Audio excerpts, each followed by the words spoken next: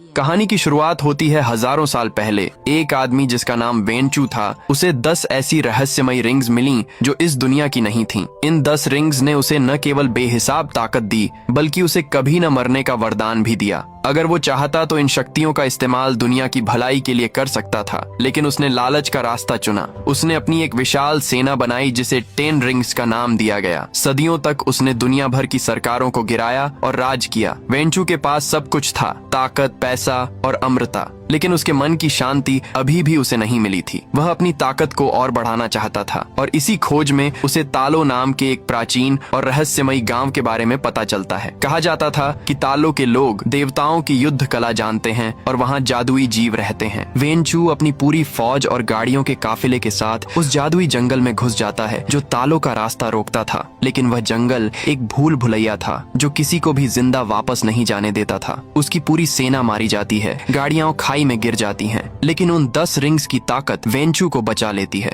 वह अकेला ही आगे बढ़ता है और जंगल के मुहाने पर पहुंचता है। वहां उसकी मुलाकात यिंगली से होती है, जो उस गांव की रक्षक थी। वेंचू को लगा कि अपनी रिंग्स की ताकत से वह इसे आसानी से हरा देगा और गांव में घुस जाएगा, लेकिन यहाँ कुछ ऐसा हुआ जो उसने हजारों सालों में नहीं देखा था। यिंगली ने बिना किसी हथियार के सिर्फ हवा और अपनी आत्मिक शक्ति का इस्तेमाल करके वेनचू को हरा दिया। लड़ते लड़ते उन दोनों को एक दूसरे से प्यार हो गया। तालो के बुजुर्गों ने वेंचू को स्वीकार करने से मना कर दिया क्योंकि उसका अतीत खून से रंगा था। इसलिए यिंगली ने वेंचू के साथ रहने के लिए अपना गांव और अपनी शक्तियां छोड़ दी। वेंचू भी बदल गया। उसने उन 10 रिंग्स को, जिन्होंने उसे हजारों साल तक ताकत दी थी, उतार कर एक संदूक में हमेशा के लिए बंद कर दिया। उसने कसम खाई कि अब वह अपने परिवार के साथ एक आम इंसान की तरह बुढ़ापे तक जिएगा। उनकी जिंदगी में खुशियां तब और बढ़ गईं जब उनके 2 बच्चे हुए, बेटा शांगची और बेटी शालिंग। शांगची अक्सर अपनी माँ से पूछता था कि अगर पिता की रिंग्स इतनी ताकतवर थीं, तो आपने उन्हें कैसे हराया। माँ उसे समझाती कि तालो के लोगों को महान रक्षक ड्रैगन की शक्ति मिलती है और जिसमें अच्छाई होती है वह कुछ भी कर सकता है। यिंगली ने शांगची को एक हरा पेंडेंट दिया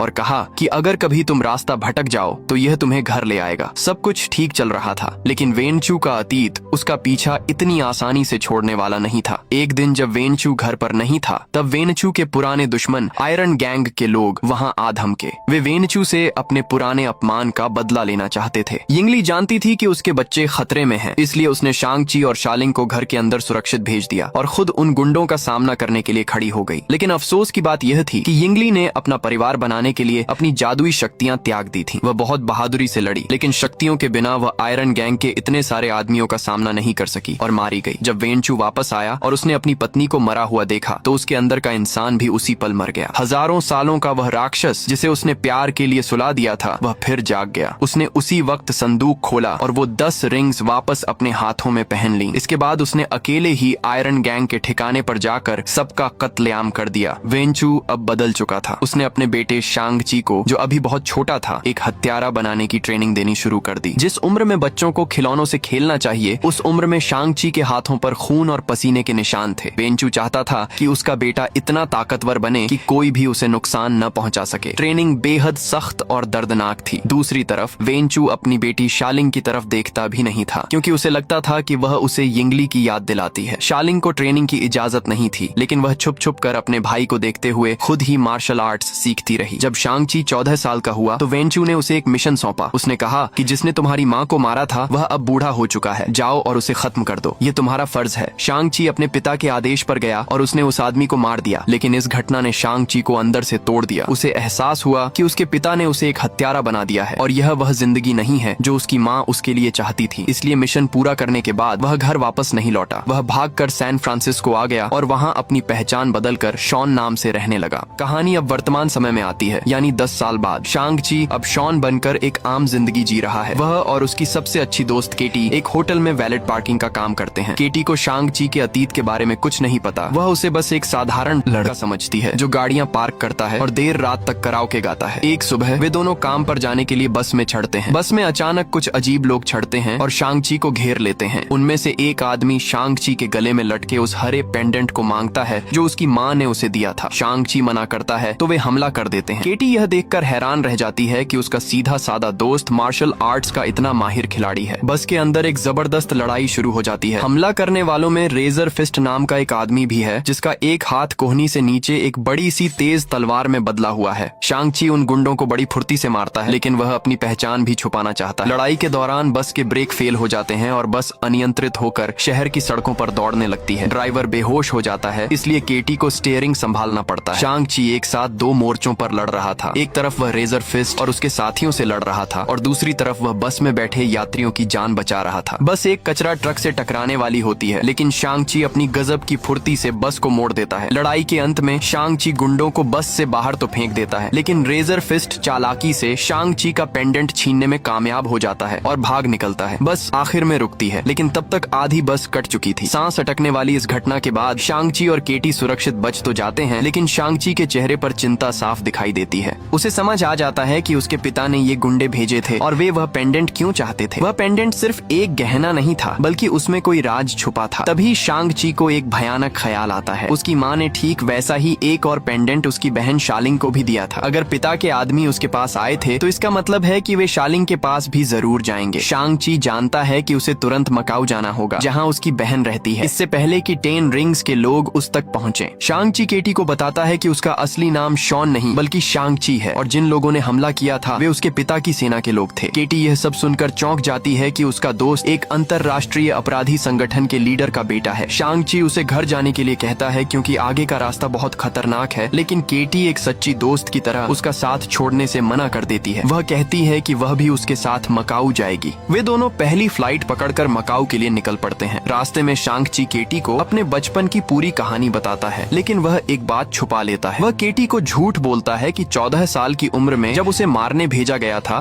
तो उसने उस आदमी को नहीं मारा था। वह केटी की नजरों में बुरा नहीं बनना चाहता था। मकाऊ पहुंचकर वे उस पत्ते पर जाते हैं जो शालिंग ने कभी शांग-ची को एक पोस्ट कार्ड पर भेजा था। उन्हें उम्मीद थी कि यह कोई घर या सुरक्षित जगह होगी, लेकिन वहां पहुंचकर वे हैरान रह जाते हैं। वह जगह एक बहुत बड़ा और खतरनाक अंडरग्राउंड फाइटिंग क्लब था, जहां लोग जानलेवा लड़ाइयां लड़ते थे और उन पर सट्टा लगाते थे। ये जगह बाहर से जितनी शांत दिखती थी, अंदर से उतनी ही खूंखार थी। शांग-ची वहां अपनी बहन को ढूंढने की कोशिश कर रहा था, लेकिन उसे यह नहीं पता था कि उसने अनजाने में खुद को एक जाल में फंसा लिया है। वहाँ के नियम बहुत सख्त थे और किसी भी बाहरी इंसान का वहाँ से बिना लड़े वापस जाना नामुमकिन था। उसे बताया जाता है कि अगर उसे फाइट क्लब के मालिक से मिलना है तो उसे रिंग में उतरना होगा। उसे एक एग्रीमेंट साइन करना पड़ता है और तभी अनाउंसर यह ऐलान करता है कि आज की मुख्य लड़ाई बस बॉय यानी शांग-ची और फाइट क्लब की चैंपियन के बीच होगी। जैसे ही शांग-ची रिंग में पहुंचता है और अपनी विरोधी का चेहरा देखता है, उसके पैरों तले जमीन खिसक जाती है। वह कोई और नहीं बल्कि उसकी अपनी सगी बहन शालिंग थी, जो उसे देखकर बिल्कुल भी खुश नहीं लग रही थी। शालिंग की आंखों में भाई के लिए प्यार नहीं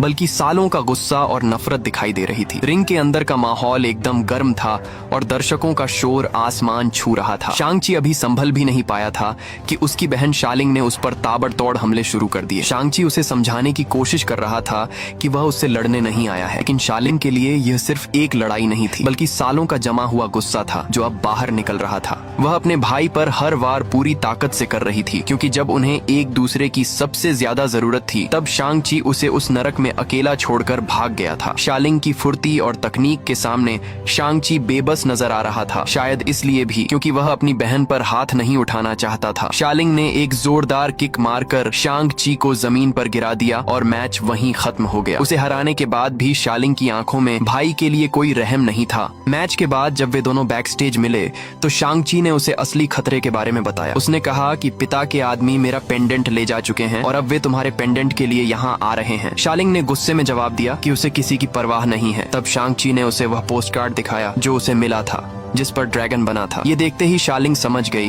कि यह पोस्ट कार्ड उसने नहीं भेजा था। यह उन दोनों को एक जगह इकट्ठा करने की पिता की ही एक चाल थी। वेनचू जानता था कि शांग-ची अपनी बहन को बचाने जरूर जाएगा और इस तरह दोनों पेंडेंट उसे एक ही जगह मिल जाएंगे। अभी वे यह बात समझ ही रहे थे कि अचानक वहाँ खतरे का सायरन बजने लगा। 10 रिंग्स के हत्यारे जिन्होंने उस इमारत को घेर लिया था अब खिड़कियां तोड़कर अंदर घुसने लगे। शालिंग के बनाए इस फाइट क्लब में अफरा तफरी मच गई। वेनचू के सैनिक जो अत्याधुनिक हथियारों से लैस थे, हर किसी को मारने लगे। शांग ची ने भी अपनी फुर्ती दिखाई और उन हथियारों को एक एक करके ढेर करना शुरू किया, लेकिन दुश्मन की संख्या बहुत ज्यादा थी। बचने का एक ही रास्ता था और वह था इमारत के बाहर लगी बांस की मचानों के जरिए नीचे उतरना। यह दृश्य बेहद खतरनाक था क्योंकि वे जमीन से सैकड़ों फीट ऊपर थे और जरा सी चूक का मतलब था सीधी मौत। केटी, जिसे ऐसी लड़ाइयों की आदत नहीं थी, वह बहुत डरी हुई थी। शांग ची उसे हिम्मत देते हुए बांस की मचानों पर चलने के लिए कहता है, लेकिन तभी डेथ डीलर वहां आ पहुंचता है। डेथ डीलर 10 रिंग्स का वही खूंखार ट्रेनर था जिसने बचपन में शांग ची को बेइंतहा दर्द दिया था। हवा में लटकती उन बांस की डंडियों पर एक जानलेवा लड़ाई शुरू हो गई। शांग ची और डेथ डीलर एक दूसरे पर वार कर रहे थे, जबकि नीचे गहरी खाई उनका इंतजार कर रही थी। केटी का पैर फिसलता है और वह गिरते गिरते बचती है। वह बांस को पकड़े हवा में झूल रही थी। तभी एक हत्यारा उस पर वार करने ही वाला था कि शालिंग ने सही वक्त पर आकर उसे बचा लिया। शालिंग ने साबित कर दिया कि भले ही वह अपने भाई से नाराज है, लेकिन मुसीबत में वह उसका साथ नहीं छोड़ेगी। शांग ची और डेथ डीलर की लड़ाई अपने चरम पर थी। शांग ची के अंदर बचपन का वो डर अब गुस्से में बदल चुका था। वह डेथ डीलर को पीटने लगता है और उसे मारने ही वाला होता है कि तभी एक जोरदार नीली रोशनी चमकती है। 10 रिंग्स की वह शक्तिशाली झनकार गूंजती है और वेन चू वहां आ जाता है। अपनी जादुई रिंग्स की ताकत से वह शांग ची को पीछे धकेल देता है और लड़ाई को एक पल में रोक देता है। वेन चू अपने दोनों बच्चों को देखकर मुस्कुराता है जैसे कि कुछ हुआ ही ना हो। वह बड़े प्यार से कहता है कि उसे उनकी बहुत याद आई। यह एक अजीब और डरावना पल था क्योंकि एक तरफ उसने पूरी सेना भेजकर उन पर हमला करवाया था और अब वह एक पिता होने का नाटक कर रहा था। वेन चू उन दोनों से उनके पेंडेंट ले लेता है क्योंकि उसका असली मकसद यही था। इसके बाद वह उन सबको अपने हेलीकॉप्टर में बैठाकर अपने पहाड़ी किले यानी 10 रिंग्स के हेडक्वार्टर ले जाता है। रास्ते में और वहां पहुंचकर शालिंग केटी को बताती है कि कैसे बचपन में जब शांग ची ट्रेनिंग करता था तो उसे लड़कियों होने की वजह से ट्रेनिंग की इजाजत नहीं थी। वेनचू का मानना था कि लड़कियां कमजोर होती हैं, लेकिन शालिंग ने हार नहीं मानी थी। उसने छुपकर हर वह दांव सीखा जो शांग ची को सिखाया जाता था और खुद को उससे भी बेहतर योद्धा बना लिया। उसने 16 साल की उम्र में घर छोड़ दिया था और अपनी खुद की दुनिया बनाई थी ताकि वह अपने पिता के साए से बाहर निकल सके। किले में पहुंचने के बाद वेनचू सबके लिए एक शानदार डिनर का आयोजन करता है। वह मेज पर बैठा बिल्कुल सामान्य बातें कर रहा था जैसे कि ये कोई खुशहाल पारिवारिक मिलन हो। शांग ची उससे पूछता है कि उसने उन्हें ढूंढा कैसे। वेनचू बड़े इत्मीनान से बताता है कि उसकी नजर हमेशा उन पर थी। उसे पता था कि शांग ची 10 साल से क्या कर रहा है और शालिंग ने मकाऊ में क्या बनाया है। वह कहता है कि अब वक्त आ गया है कि वे दोनों अपने पिता के साथ खड़े हों और अपने असली मकसद को पूरा करें। शांग ची साफ मना कर देता है कि वह वापस हत्यारा नहीं बनेगा। इस पर वेन चू उन्हें एक पवित्र कमरे में ले जाता है जो उनकी माँ यिंगली की याद में बनाया गया था। वहाँ वह उन दोनों पेंडेंट्स को एक ड्रैगन की मूर्ति की आंखों में फिट कर देता है। जैसे ही पेंडेंट लगते हैं, वहां रखा पानी जादुई तरीके से हवा में तैरने लगता है और जमकर एक नक्शे का रूप ले लेता है। ये नक्शा उस जादुई जंगल का रास्ता दिखा रहा था जिसके पार तालो गांव था। वेनचू अब अपनी पागलपन की हद जाहिर करता है। वह अपने बच्चों को बताता है कि तुम्हारी माँ मरी नहीं है, बल्कि तालो के लोगों ने उसे उस गांव के एक पहाड़ के पीछे कैद कर रखा है। शांग ची और शालिंग को अपने कानों पर विश्वास नहीं होता। वेनचू कहता है कि जब भी वह इस कमरे में अकेला बैठता है तो उसे यिंगली की आवाज सुनाई देती है। वह उसे पुकारती है, मदद मांगती है और कहती है कि उसे बचा लो। शांग ची समझ जाता है कि उसके पिता अपना मानसिक संतुलन खो चुके हैं। वह उन्हें समझाने की कोशिश करता है कि माँ अब इस दुनिया में नहीं है। हमने खुद उन्हें अपनी आंखों के सामने मरते देखा था। लेकिन वेनचू सुनने को तैयार नहीं था। उसका दुख और अमृता का श्राप उसे इस भ्रम में ले गया था कि वह अपनी ताकत से मौत को भी हरा सकता है। वेनचू अपनी योजना बताता है कि वह 3 दिन बाद जब रास्ता खुलेगा अपनी पूरी सेना लेकर तालो जाएगा और उस पूरे गांव को जलाकर राख कर देगा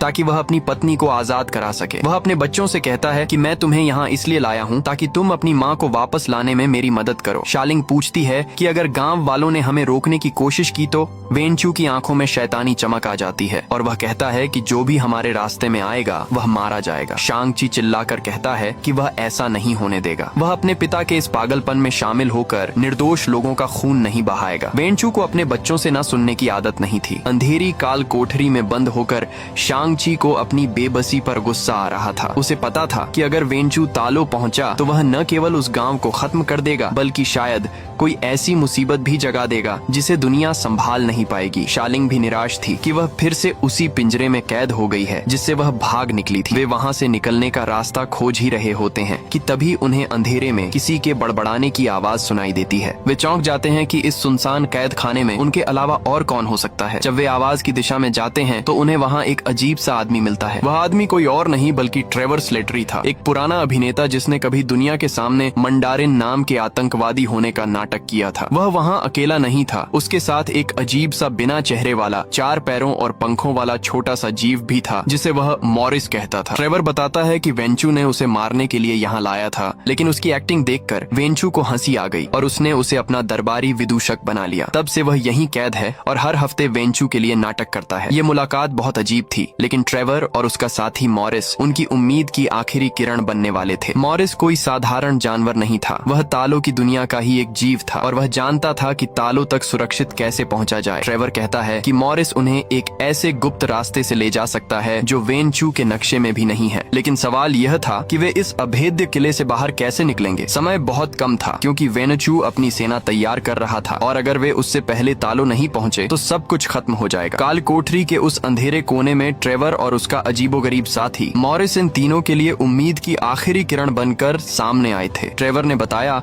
कि मॉरिस एक जादुई जीव है जो बिना चेहरे के भी सब कुछ देख और समझ सकता है, और सबसे बड़ी बात यह कि वह तालो गांव का ही रहने वाला है। मॉरिस को उस भूल भुलैया वाले जंगल का हर एक चोर रास्ता पता था जिससे वे सुरक्षित वहां पहुंच सकते थे। अब उनके पास एक प्लान था, लेकिन उसे अंजाम देना लोहे के चने चबाने जैसा था। उन्हें सबसे पहले इस कैद से बाहर निकलना था और फिर वेनचू की ही गाड़ियों में से एक को चुराकर भागना था। शालिंग ने अपनी होशियारी दिखाई और काल कोठरी के अंदर एक छिपी हुई सुरंग खोज निकाली जो शायद पुराने समय में निकासी के लिए बनाई गई होगी। वे सभी उस संकरी और गंदी सुरंग के रास्ते गैराज की तरफ बढ़ने लगे जहां 10 रिंग्स की गाड़ियां खड़ी थीं। गैराज में पहुंचकर उन्होंने देखा कि वहां वेनचू की सेना की सबसे बेहतरीन और तेज रफ्तार गाड़ियां मौजूद थीं। उन्होंने एक जीप को चुना, लेकिन इससे पहले कि वे उसे स्टार्ट कर पाते वहां मौजूद गार्ड्स को उनकी भनक लग गई। सायरन बज उठा और पूरा किला जाग गया। 10 रिंग्स के सैनिक हर तरफ से उन पर टूट पड़े। शांग-ची और शालिंग ने फिर से मोर्चा संभाला। एक तरफ वे गार्ड्स से लड़ रहे थे और दूसरी तरफ ट्रेवर और केटी गाड़ी स्टार्ट करने की कोशिश कर रहे थे। एक बड़ी मुसीबत तब आई जब उन्हें पता चला कि बाहर का मुख्य दरवाजा बायोमेट्रिक लॉक से बंद है जो सिर्फ फिंगरप्रिंट से खुलता है। दुश्मन की गोलियां और हमले तेज होते जा रहे थे। तभी शांग-ची ने गजब की फुर्ती दिखाते हुए एक सैनिक को बेहोश किया और उसके हाथ के अंगूठे का इस्तेमाल करके गेट को अनलॉक कर दिया और वे लोग गोलियों की बौछार के बीच वहां से भागने में कामयाब हो गए। अब असली चुनौती शुरू हुई क्योंकि वे उस जानलेवा जंगल में प्रवेश कर चुके थे। वेनचू के पास नक्शा था, लेकिन उसके मुताबिक रास्ता 3 दिन बाद खुलने वाला था, मगर मॉरिस उन्हें एक ऐसे रास्ते से ले जा रहा था जो हमेशा खुला रहता था लेकिन बेहद खतरनाक था। यह जंगल जिंदा था, पेड़ अपनी जगह बदल रहे थे और रास्ता हर पल और संकरा होता जा रहा था। ऐसा लग रहा था जैसे जंगल उन्हें निगल जाना चाहता है। ट्रेवर लगातार मॉरिस की अजीब आवाजों को ट्रांसलेट करके केटी को रास्ता बता रहा था, कभी दाएं कभी बाएं तो कभी सीधे खाई की तरफ। केटी जो एक बेहतरीन ड्राइवर थी, अपनी जिंदगी की सबसे मुश्किल ड्राइविंग कर रही थी। एक पल ऐसा आया जब लगा कि वे खाई में गिर जाएंगे, लेकिन मॉरिस के कहने पर केटी ने गाड़ी को सीधे उस खाई की तरफ दौड़ा दिया। यह एक छलावा था। जैसे ही गाड़ी खाई में कूदी, वे गिरे नहीं बल्कि पानी की एक दीवार को चीरते हुए एक दूसरी ही दुनिया में पहुंच गए। अचानक सब कुछ शांत हो गया। जंगल का वह डरावना शोर खत्म हो गया और उनके सामने एक बेहद खूबसूरत और चमत्कारी दुनिया थी। तालो गांव किसी सपने जैसा था। वहाँ हवा में रंग बिरंगे फोनिक्स पक्षी उड़ रहे थे, 9 पूंछ वाली लोमड़ियां घूम रही थीं और अजीबोगरीब जादुई जानवर शांति से रह रहे थे। वेनचू की आधुनिक दुनिया और बंदूकों से दूर यह जगह प्रकृति और जादू का एक अद्भुत संगम थी। लेकिन गांव के लोगों ने जब बाहरी लोगों को आते देखा तो वे स्वागत के लिए नहीं बल्कि हमले के लिए तैयार हो गए। गांव के योद्धाओं ने उनकी गाड़ी को चारों तरफ से घेर लिया। शांग-ची ने उन्हें समझाने की बहुत कोशिश की कि वे दुश्मन नहीं हैं, लेकिन गांव वाले किसी भी बाहरी इंसान पर भरोसा करने को तैयार नहीं थे। माहौल तनावपूर्ण हो गया और लड़ाई शुरू होने ही वाली थी कि तभी भीड़ में से एक महिला आगे आई। उसने एक ही इशारे में सबको रोक दिया। वह महिला यिंग नैन थी, यिंगली की छोटी बहन और शांग-ची शालिंग की मौसी। यिंग नैन ने अपने बहन के बच्चों को तुरंत पहचान लिया। उसकी आंखों में गुस्सा नहीं बल्कि प्यार और अपनापन था। उसने उन्हें उन्हें बताया कि तालो के लोग बाहरी दुनिया से क्यों कटे हुए हैं। ये गांव सिर्फ एक रिहायशी इलाका नहीं था बल्कि एक जेल का पहरेदार भी था। यिंग नैन उन्हें गांव के दूसरे छोर पर ले गई जहां एक विशाल और डरावना काला द्वार बना हुआ था। वह द्वार ड्रैगन की खाल जैसी मजबूत परतों से ढका हुआ था और उसके पीछे से अजीब सी मनहूस आवाजें आ रही थीं। यिंग नैन ने उन्हें उस भयानक सच से रूबरू कराया जिसके बारे में वेंचू को कोई खबर नहीं थी। उसने बताया कि हजारों साल पहले इस द्वार के पीछे एक भयानक राक्षस अंधेरे का हैवान कैद किया गया था। यह राक्षस और उसकी सेना, जिसे आत्मा भक्षक कहा जाता है, इंसानों की रूह को खा जाते हैं। जितनी ज्यादा रूहें वे खाते हैं उतने ही ज्यादा ताकतवर होते जाते हैं। उस समय इस राक्षस ने पूरी दुनिया को लगभग खत्म ही कर दिया था, लेकिन तब महान रक्षक ड्रैगन ने तालो के लोगों की मदद की और अपनी जादुई शक्ति से इस राक्षस को इस काले द्वार के पीछे कैद कर दिया। शांग-ची को अब सारी बात शीशे की तरह साफ हो गई। वह समझ गया कि उसके पिता को जो आवाजें सुनाई दे रही हैं वह उसकी माँ की नहीं है। वह अंधेरे का हैवान है जो वेंचू की पत्नी की आवाज की नकल कर रहा है। ये राक्षस जानता है कि वेंचू के पास 10 रिंग्स की ताकत है जो इस द्वार को तोड़ने की क्षमता रखती है। इसीलिए वह वेंचू के दिमाग से खेल रहा है, उसके प्यार और दुख का फायदा उठा रहा है ताकि वह उस द्वार को खोल दे। अगर वह द्वार खुला तो न केवल वेंचू मारा जाएगा बल्कि वह राक्षस आजाद होकर पूरी दुनिया की हर एक रूह को निगल लेगा। ये सिर्फ एक परिवार की लड़ाई नहीं थी बल्कि पूरी मानवता को बचाने की जंग थी। यिंग नैन ने उन्हें बताया कि तुम्हारे पिता अकेले नहीं हैं जिसे यह आवाज सुनाई दी है। इससे पहले भी कई लोग इस झांसे में आ चुके हैं, लेकिन वेंचू के पास रिंग्स हैं, इसलिए वह सबसे बड़ा खतरा है। काले द्वार की दरारों से निकलती हुई वो काली परछाइयां अब एक भयानक हकीकत बन चुकी थीं। वेंचू को लगा था कि द्वार के पीछे उसकी पत्नी है, लेकिन वहां से निकलने वाले वे आत्मा भक्षक किसी के सगे नहीं थे। उन उड़ने वाले राक्षसों ने बाहर आते ही तबाही मचानी शुरू कर दी। सबसे पहले उन्होंने वेंचू की सेना पर ही हमला बोला। 10 रिंग्स के सैनिक अपनी आधुनिक बंदूकों से उन पर गोलियां बरसा रहे थे, लेकिन उन गोलियों का उन परछाइयों पर कोई असर नहीं हो रहा था। यह एक तरफा कत्लेआम था। तभी वहाँ एक रोंगटे खड़े कर देने वाली घटना घटी। 10 रिंग्स का सबसे खूंखार हत्यारा डेथ डीलर, जिसने पूरी जिंदगी दूसरों की जान ली थी, उसका सामना एक आत्मा भक्षक से हुआ। डेथ डीलर ने अपने खंजरों से हमला किया, लेकिन वह राक्षस उसके शरीर से आर पार हो गया और अगले ही पल उसने डेथ डीलर की रूह खींच ली। उसका बेजान शरीर जमीन पर गिर पड़ा। ये दृश्य देखकर रेजर फिस्ट और बाकी सैनिकों के होश उड़ गए। उन्हें समझ आ गया कि उनके हथियार यहाँ खिलौनों के बराबर हैं। यिंग नैन ने चिल्लाकर कहा कि इन राक्षसों को सिर्फ ड्रैगन की खाल से बने हथियारों से ही मारा जा सकता है। अब उनके पास कोई विकल्प नहीं था। जिंदा रहने के लिए कल तक के जानी दुश्मनों को अब दोस्त बनना पड़ा। 10 रिंग्स की सेना और तालो के गांव वालों ने एक ऐतिहासिक गठबंधन किया। गांव वालों ने अपने हथियार सैनिकों को दिए और अब वे सब मिलकर उन उड़ते हुए शैतानों का सामना करने लगे। हर कोई अपनी जान की बाजी लगा रहा था क्योंकि वे जानते थे कि अगर ये राक्षस यहाँ से बाहर निकल गए तो पूरी दुनिया शमशान बन जाएगी। दूसरी तरफ झील की गहराइयों में डूबते हुए शांग-ची के साथ एक चमत्कार हो रहा था। पानी के अंदर उसे अपनी माँ की बातें याद आ रही थीं। उसे अपना असली अस्तित्व समझ आ रहा था। तभी गहरे पानी के अंधेरे में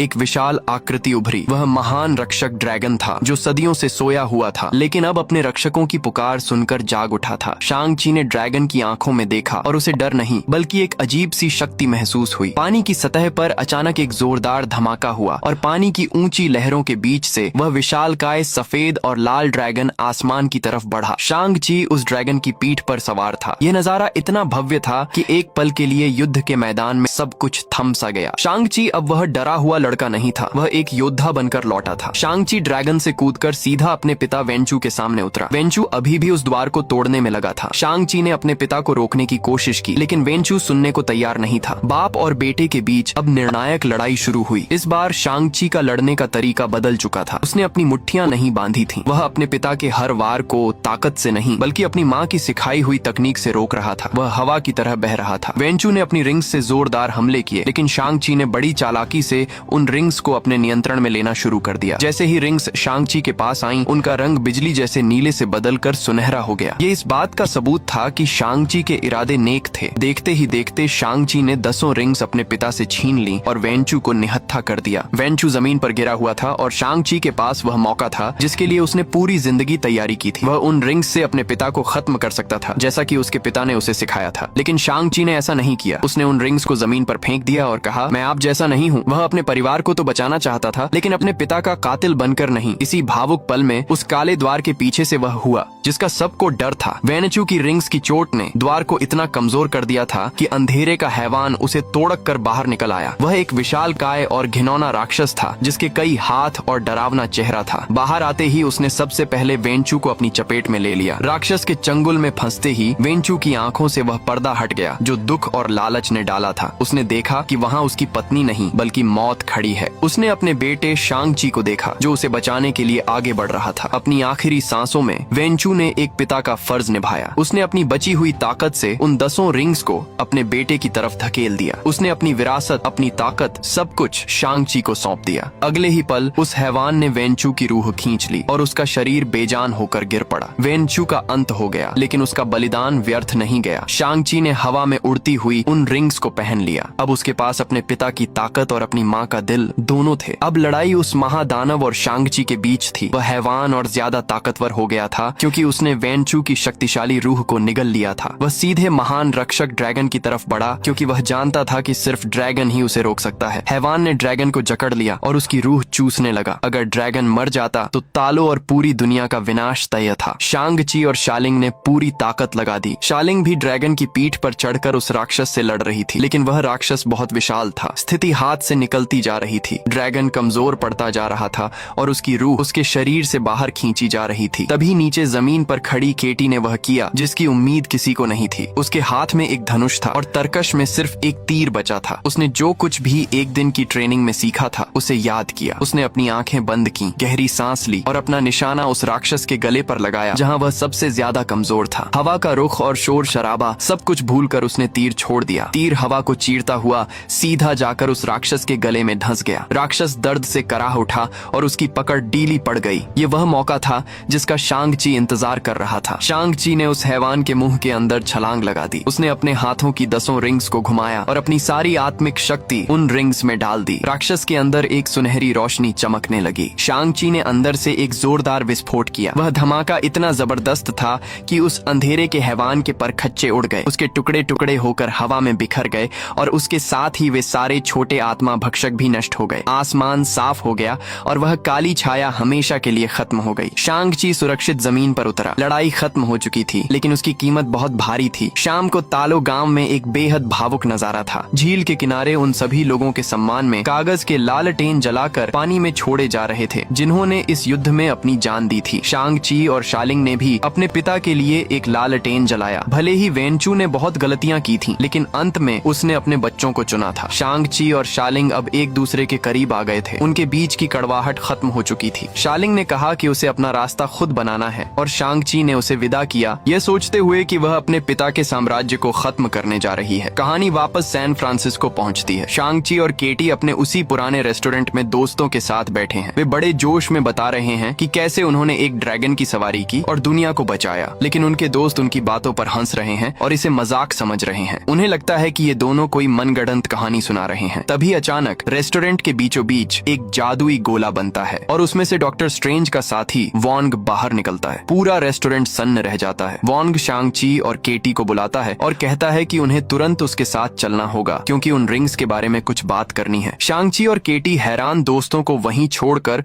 उस पोर्टल के जरिए एक नई दुनिया में कदम रखते हैं। फिल्म के अंत में हमें एक और बड़ा सरप्राइज मिलता है। शालिंग अपने पिता के किले में वापस जाती है। शांग-ची को लगा था कि वह 10 रिंग्स संगठन को बंद करने गई है, लेकिन शालिंग वहाँ की नई लीडर बन जाती है। वह अपने पिता के सिंहासन पर बैठती है, लेकिन इस बार वहाँ का माहौल बदला हुआ है। अब वहाँ लड़कियों को भी ट्रेनिंग दी जा रही है। शालिंग ने 10 रिंग्स को अपने तरीके से चलाने का फैसला किया है। यहीं पर यह जबरदस्त कहानी खत्म होती है, लेकिन यह मार्वल सिनेमैटिक यूनिवर्स के एक नए युग की शुरुआत है। अगर आपको ये कहानी पसंद आई तो वीडियो को लाइक करें, चैनल को सब्सक्राइब करें और एक प्यारा सा कमेंट करें। धन्यवाद।